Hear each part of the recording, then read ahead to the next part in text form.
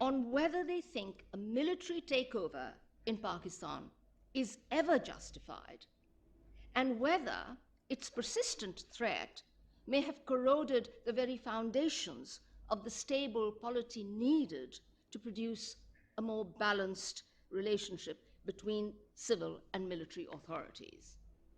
So, General Aslam, do you want to kick off and give us your thoughts on that first very general question? Thank you very much. I hope you can listen. I'm audible. Yeah. Thank you, ma'am. I would like to thank LSE and the Pakistan Society, Development Society, for inviting me on a very sensitive subject. I face such questions on daily basis, being a general, and but let me tell you that I do not represent GHQ here. I do not represent Army.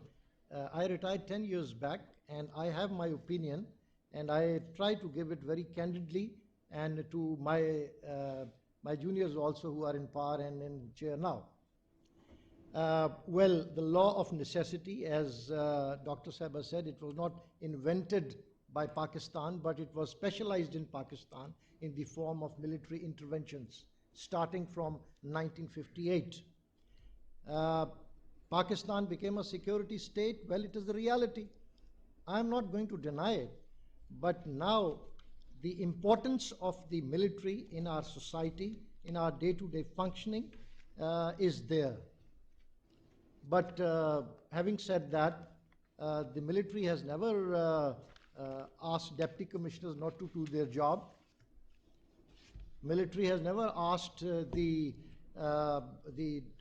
revenue people to do corruption and stave off the money towards different direction. So therefore, military has never been an impediment to the governance. So what happens is, when we say that military has taken over, it is not the military, the the sectors of military, Army, Navy, Air Force, paramilitary. It's the top leadership. Top leadership, starting from Ayub Khan, Yahya Khan, General Ziaul Haq, and then General Pervez Musharraf. They take the decisions, and then the army, being a disciplined force, it follows. So you can't question a junior officer posted on the line of control. You cannot criticize those soldiers who are giving their lives. So therefore, what my request is that when you talk of military interventions, those should be in the proper context that this is the top leadership of the military. And my friend there talked about the last retiring Chief of Army Staff, and he quoted that henceforth we will not intervene. And when he was mentioning this, he was himself not serious, and so was the guy to whom this statement is attributed. So therefore, my concluding remark here to your question is, the answer is that yes, law of necessity must be buried. But what does Pakistan need? Pakistan needs political stability. And sitting here at LSE talking, I cannot tell you, I am a very small person to tell you, unqualified person, that if Pakistan has to progress, there has to be political stability. Economies flourish on the bedrock of political stability. We have to have smooth transition of power from one government to the other, which we don't see. That's my question. Thank you. Thank you. How would you assess the record of the military as a force whose role has been largely positive or deeply damaging to the future course of Pakistan? I oppose this concept that you lump it entirely on the army. It is a collective thing. May it be politicians, may be intellectuals, may be bureaucracy. They all join hands with the military dictator. So therefore, if you single out and bracket them into being a malign force, add the other people also. Why I say this? Because let me go back in 1993 when there was a political deadlock between the President of Pakistan and the Prime Minister. There was complete deadlock, and that was General Wahid who actually unlocked, and then we moved on to the elections. So there is a streak of positivity also. I've said earlier that I do not support military takeovers. But what the dictators do is, the military rulers, that they try, the moment they take over, within a year, they try to be politicians. They put a semblance and facade of a civilian rule, and then all that category I said, all the politicians and intellectuals, journalists, every civil society, they join them. So therefore, it is a collective failure when we talk that it is a malign force. Michael mentioned about the defense budget. There are gross misunderstanding about the defense budget. Yes. Now, if we are talking that as if the military eats up the defense budget without any rhyme or reason, and that is the money they just stab off and take home, that is wrong. Then you have to see what is going around Pakistan today.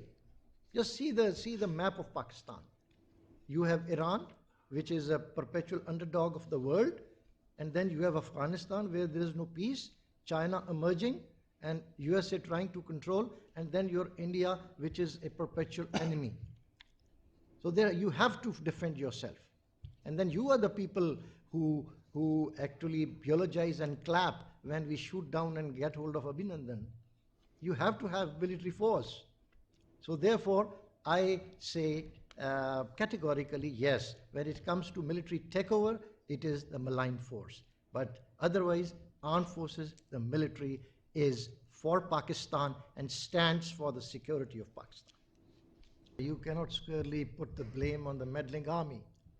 When we are talking about the Polish crisis, which is social, which is economic, which is of stability, which is of, in every sector which we see, if you go by the perception indices, we are the lowest in the region. So therefore, it is a collective failure of state and the society. And one thing I would just like to add here, that the outgoing director of World Bank made a comment that about the elite of Pakistan, about the elite capture. What he said was that here is the elite of Pakistan, which has most of the money. They are wealthy, but they earn in Pakistan, but they like to spend in Dubai. They like to shop in London. They would like to have destination weddings abroad. They would like to own property in Dubai and elsewhere. So whether do they need Pakistan or not? Don't, you see, since the subject is civil-military relations, so where do I put that elite? In the civilian or in the military? So therefore, it is a collective failure. And we talk about the top echelons, but what is going on with the poor people of Pakistan, the lower courts, the police stations, the lower bureaucracy, the provincial bureaucracy? Actually, it is a moribund forces which are operating in this realm, and the governance is really gone to dogs. So therefore, I would, answering the question is that it is a collective failure, again mentioning those words, the state and the society. They together make what Pakistan is. I am reminded here of a recent column by a contributor to Pakistan's national daily Dawn, who observed a few days ago that, quote, "It is still the case that the road to Islamabad can only be travelled by those who enjoy popular support as well as the approval of the establishment. One without the other doesn't get the party anywhere as yet." Do you want to comment? General Aslam, why don't you kick off on this one? Yes, we are talking about the neutrality. Yes, the ideal is that military, and I am a former soldier, and when I say this to you, I say to my own department also, the own institution, that we have to go by the will of the people. This is the lesson of the modern world. But then, when we are talking about the military intervention or not being the neutral, it is that the civilian component, the politicians, the bureaucracy, they themselves give importance. The relationship between the civil and military is a triangle. It is based on hate, love, and expediency. They love army. If anything good happening on the border, we have a score against India, everybody starts loving military. And then when there is something negative like intervention and all, people hate army. I see it daily. But then there is expediency. Expediency is there are journalists, there are politicians, there are bureaucrats, they would like to what they call it gate number 4. I hope you know that the gate number 4 of the GHQ, and try to maintain good relations. So it is not that military itself is proactive in trying to, not being neutral, but it is again a collective kind of thing. I voted for Imran Khan, and I'm going to vote for him again. I write in his favor. You see my vlogs and all. But didn't he give extension to General Bajwa? Why? And he regrets this now. Then if you are maintaining a barometer of neutrality, then you have to be neutral yourself also. Be neutral to the Constitution of Pakistan. General Mr. Asif Ali Zardari, he gave extension to General Kiani. So why? They should not have. I feel, and this is my contention, I believe that the military should stay neutral and do not meddle into politics. But remember, you cannot switch it off. You have to have, then give a leadership to Pakistan like Erdogan of Turkey. And I tell you, you have good leadership at the top level, at the medium level, and in futuristically, you are grooming good leaders to go up. Then the military will itself recoil to the barracks. Now, what might this spell for the future of a more balanced civil-military relationship? May I revert back to the last question about the relationship or the image of military in the public? Michael has attended one of the functions and he feels, yes, the tempers are high, there is criticism of military, and because of obvious reason, I myself do criticize the people in power that you have done something wrong. We meet informally, that was a wrong decision. You must see, what I'm saying is that it fluctuates. It's not perpetually there. Why? The structure of the military. What is the structure? Can we just address this question about the role of other state institutions in aggravating Ma'am, may civil... I just take just a minute on this, if you don't mind. Our military officer cadre is from middle and lower middle class. They are mostly from the people. So and in fact, they are from every portion of Pakistan. So there is that social acceptability, liking and love for the military. Yes, for doings of the military leadership, there is that fluctuation, and I end it here. Now coming to the second question was, your latest question was regarding the role of other state institutions. State institutions, yes. In aggravating. That is a very good question, and I would like to answer this. Now, let's see the latest happening, the no confidence motion against the government of Imran Khan. Now, everything is lumped against the army. But why the Supreme Court was opened late at night and the High Court, and why prison vans were there? So it was a collective kind of an effort. And if the military was in the lead role, then what was the Supreme Court doing? The apex court? So they therefore have a heart. What I mean is that what is the judiciary, the bureaucracy doing? I'll tell you what is the condition on ground. Our bureaucracy is totally politicized, and in the promotion conferences, it is said, "Oh, this fellow, is he on their side, on our side?" And immediately after the change of government, there is shuffle of bureaucracy. It can't function. The country is not run in this manner. And then secondly, about the judiciary, I talked about the lower courts. Now, isn't it something appalling that people are commenting, the politicians, the leaders are commenting on the constitutions of the benches? This is mockery of justice.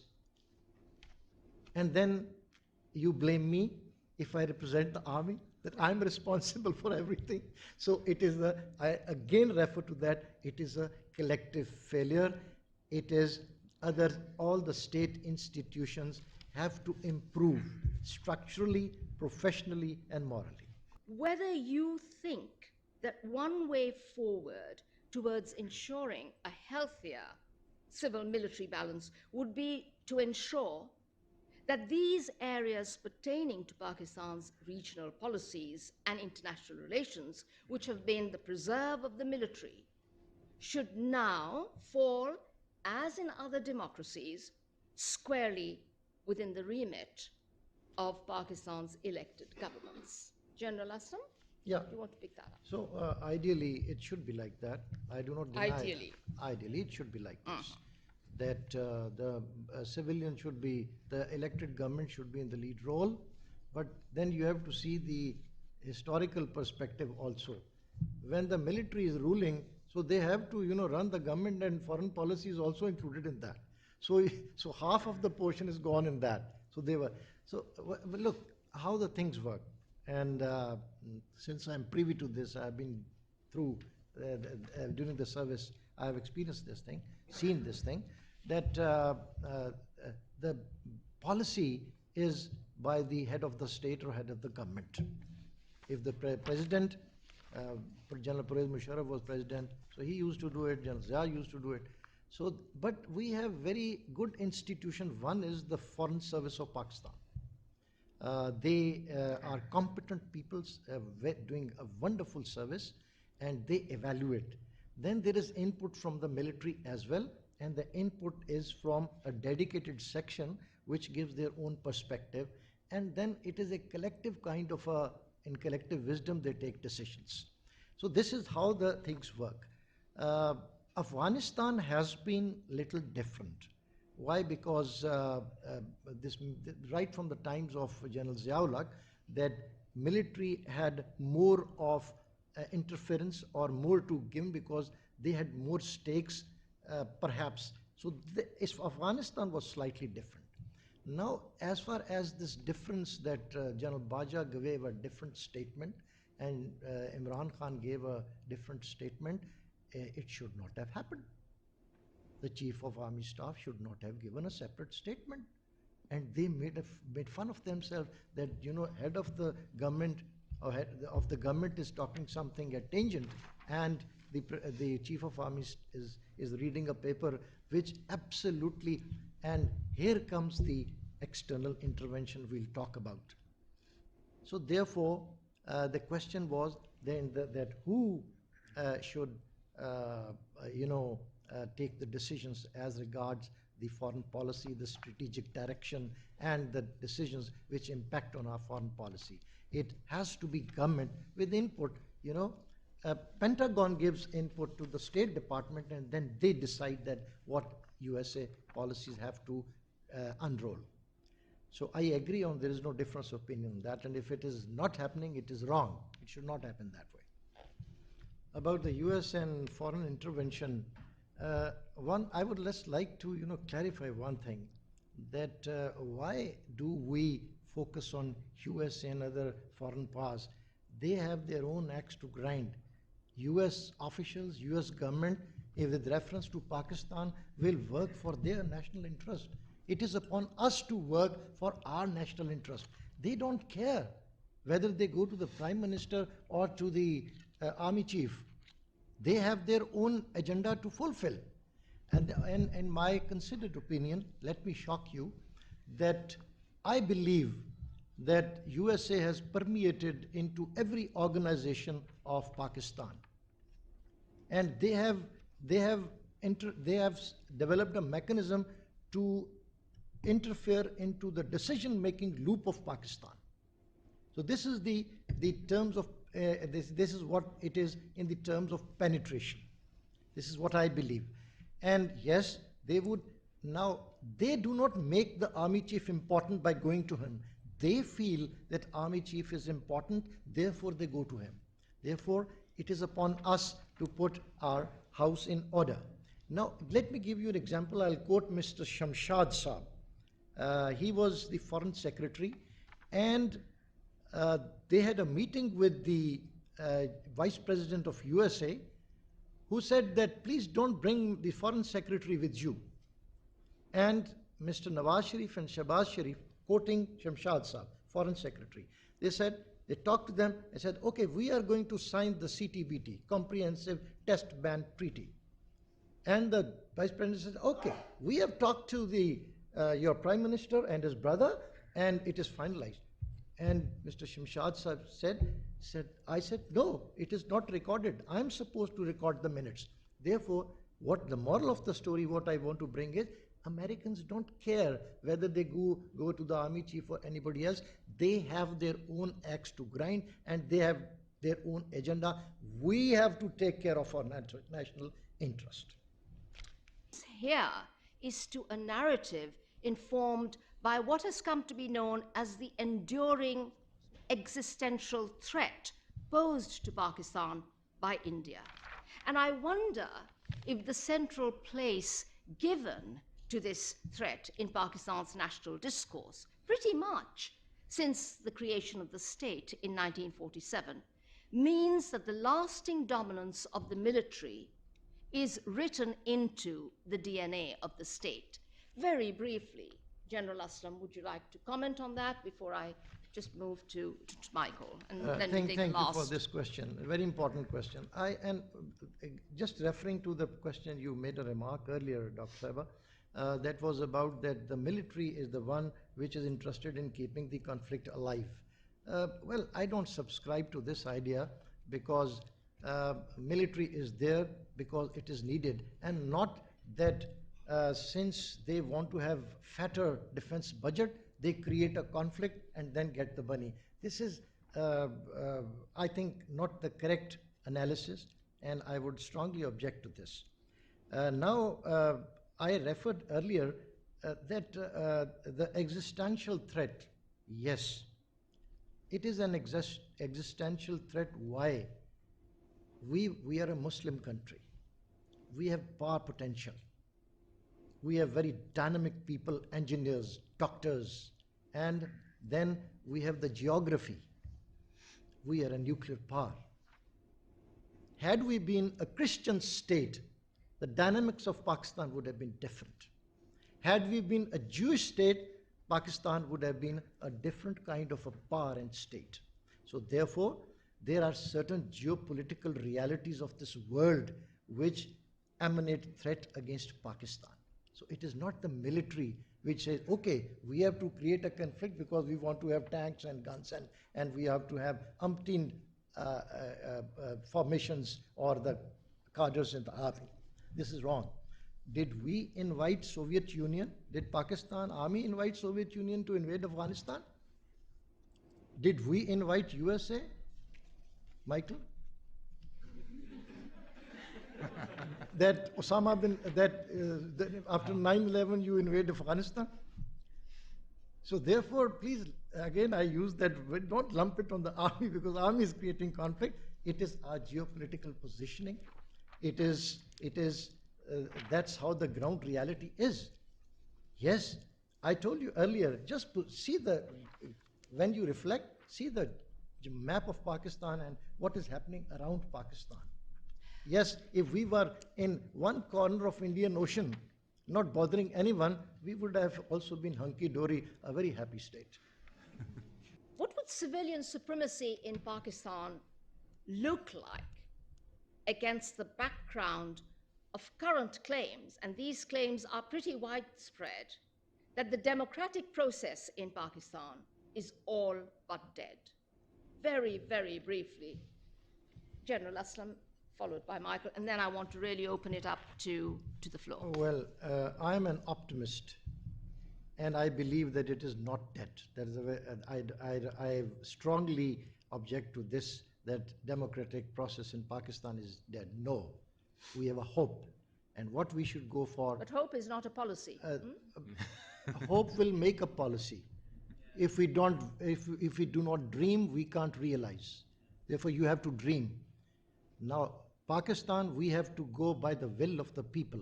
And the answer is free and fair elections in Pakistan. Let there be a government. Now, I was surprised to listen when it was said that, perhaps Michael said this thing, that if you have free and fair elections and Imran Khan becomes with thumping majority, there will be instability in the country. Then what is democracy? That's what I said. That is the view of some. what is the democracy if you are not going to follow the will of the people? Today Imran Khan is popular, tomorrow he may not be. So therefore, free and fair election, elected government, and let there be rule of law, rule according to the democratic norms of the world. Okay, the woman at the back there. And then perhaps the two of you. So we'll take pairs of questions. Thank you. My name is Atika Rahman. I'm Dawn's UK correspondent. I'm going to be very quick. General Bajwa made an unprecedented statement about the military's meddling in politics shortly before he bowed out as chief.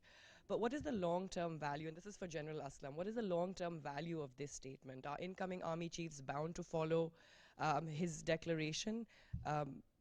Just love to hear your thoughts on that. Well, thank you, Atika. If a chief of army staff is giving this statement in his welfare and farewell address, then I don't attach any credence to that. Because, yes, I don't care, because it is immaterial. The guy is going. He played his innings on extension. Okay. That too on extension. So that's what I mean. That is true. But having said that, hopefully the army's meddling into political affairs is going to recede. And noted this day and time, it will recede, and soon. Yeah, very briefly, it's a fair question. I think it's a very important one. I think that, at such a partisan moment, I think the question there would be, how do you start that kind of conversation, and who should be leading that type of conversation? Who should the stakeholders be? I think it's a very important conversation to have, but the current moment would seem to be the wrong moment to have it. I think it's an important point. To be quite honest, not to put her on the spot, the best person to answer that question is Dr. Sheikh, because she's written the seminal book on Pakistan's identity challenges, Making Sense of Pakistan. But she'd be better placed than I to respond. But great point, but I think the question is how to go about that and when is the right moment. Thank you, but I'm not going to hog time. Right. We can have a private discussion, but General Aslam, please. Right. The fundamental point in when you have a military setup is the unity of command. Internally, for the running of the army, the command should be totally with the army chief. And when you talk about diluting his power, those are in relation to intervention into the political affairs. So therefore, I don't think any restructuring is needed within the GHQ. GHQ is designed to control and command the military formation under its purview. The other point is that, yes, the Chairman, Joint Chief of Staff, there have been a number of studies that office should be empowered. But still, the deployment, employment, training, recruitment, everything within the army, there has to be a unity of command, and it's like in India and in USA and all other professional armies. But the chairman's office needs to be strengthened. Well, in the beginning of the conversation, you mentioned about the confluence of events. So a country on the verge of economic, social, political, and climate catastrophe. What are the fundamental set of reforms which are needed? The way forward? What's the paradigm shift that we need?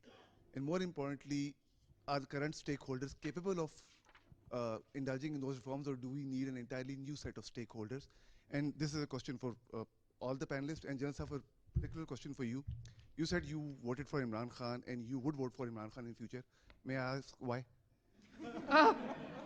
That since I was, no, I thought you will understand because everybody else has understood. The point is, since I was going to criticize him, therefore I gave it as a preamble. And I am not going to show my ballot paper to you. Though it's best to bear in mind that, you know, we still like to harbor the idea of a secret ballot. So that was a very forward question. Hi, good afternoon.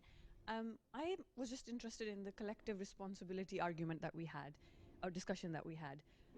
In my view, it's more the politicians that are responsible for the state we are in currently. It's a bygone conclusion that the military should not be involved in all of this. However, when we were talking about the judiciary, ma'am, and when Justice Kosas sent back the extension application for General Bajwa, a government whose leader, in the name of the party, has justice, bent over backwards to get that extension approved. That is at a time when you had a very good Chief Justice in the Supreme Court. But that was not adhered to. The whole constitution was changed. This law of imprisoning people who speak against the institutions was introduced again by a party that has justice in its name. You were speaking about ambassadors, sir. I am a daughter of a former ambassador.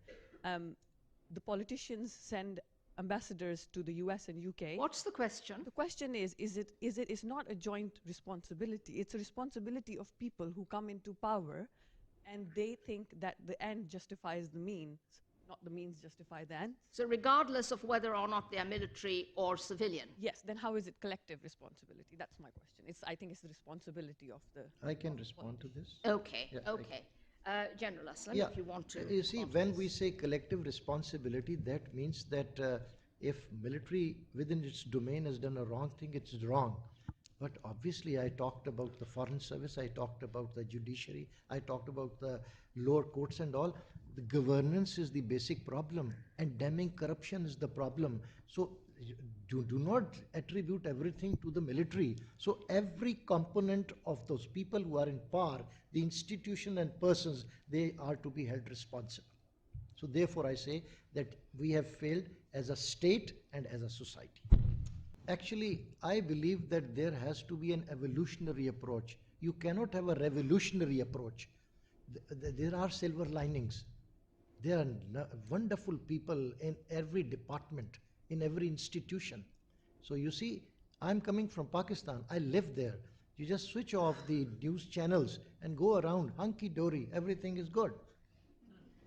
So therefore, please don't, when we say that we are failing in number of things, we have problems, we have economic dilution, everything, but don't forget that we are not a gone case. We can recover. We are a very resilient nation and we will bounce back, inshallah. My question is for General Saab. It was refreshing to hear you say that you believe that the army should step back. I think that's something that we haven't heard, and we were quite impatient to hear this. As an organizer of the conference, when we announced the panel, there was a lot of backlash that we received with people wanting a civilian to present a civilian perspective. Why do you think, after so many years, people still believe that a retired general can't speak on behalf of the common Pakistanis? Where do you think that sort of rift between the civilians and the army? No, that idea is, I do not believe in this civil-military divide. For the reference sake, it's all right that this is civilian military. This has been overplayed and rather a part of the propaganda which perpetually goes on. My father is a civilian. My son is a civilian. My brother is a civilian. My friends are civilian. There is no such divide. Please try to understand. If somebody on the top leadership had done something wrong, then it can't be, I said earlier, it can't be attributed to the entire army. We are from the middle and lower middle class people. We are part of this society, and all the ills what are and good things or bad things in the society, you cannot insulate an institution from the outside influences. If you have corruption, there will be corruption in military. If you have disorder, it will in some form come into. So therefore, army is a great institution, and it is your institution. It is symbol of security and stability in the country. Yes, we have to mend our ways, and that we would. Right, but it does have some kind of institutional integrity which distinguishes it as the state institution that it is. I mean, it is, of course, as you say, a part of that society. Nevertheless, it operates as an institution with corporate interests of its own. There is a long period of tutelage to which military officers are subjected, which in some sense affect their transformation. But we'll... No, we'll, but we'll madam, please, I have to clarify this point. Are you talking about the millibus and all, military businesses? No, not at all, not at all. I'm just talking about the kind of institutional identity that the military develops. After all, you have hundreds going in to attend these, military academies and schools. I mean, they are being molded. They are being molded to provide for a coherent and well-integrated institution that, okay, we've seen that exposed, but which is expected to operate over and above the fray of society and politics. I mean, that remains the dominant ethos. Because by training and by checks, military is a very disciplined force. I'm just giving you example that, look, the first appointment was a company commander, 100 people armed to teeth with weapons. You have to control these people. So therefore we are groomed. Therefore we are more disciplined. We are more, but what I meant was that, you find streaks of news about the negative things. The society has an influence on the military also. You have a point, ma'am. I take it. Thank you.